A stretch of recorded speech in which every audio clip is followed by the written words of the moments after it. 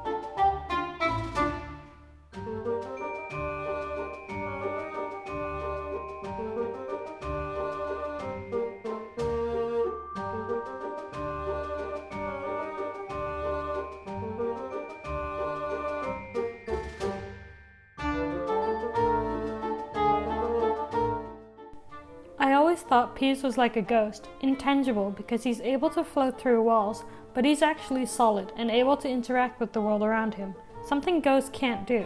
However, he is able to fly and make himself intangible at will to be able to float through walls.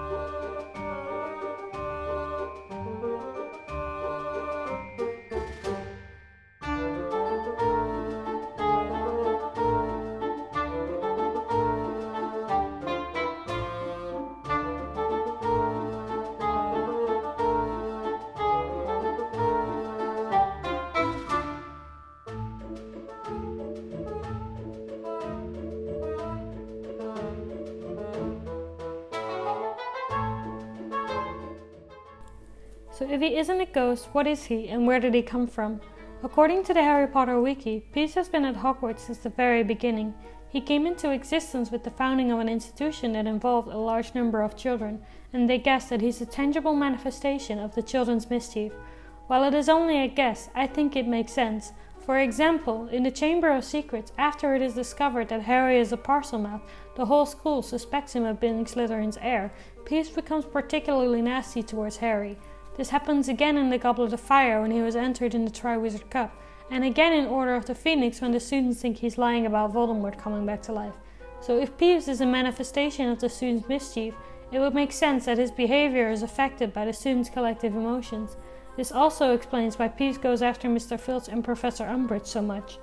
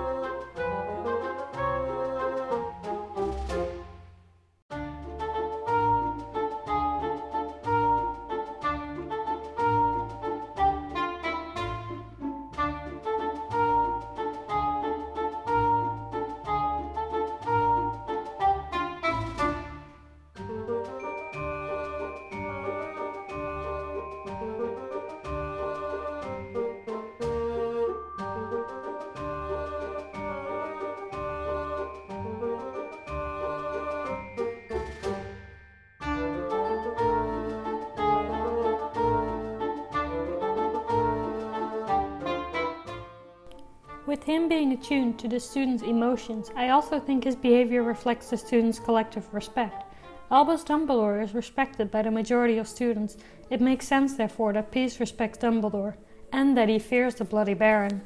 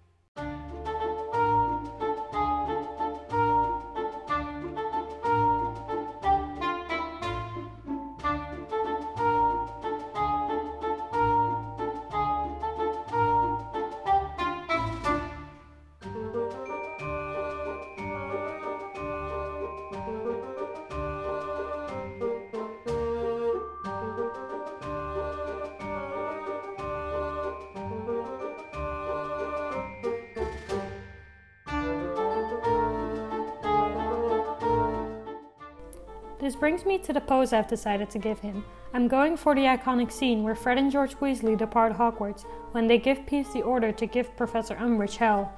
I imagine all the students were in awe of Fred and George at that moment, and Peeves reflected that awe by saluting the twins, marking that moment as the first time Peeves has ever followed an order from a student.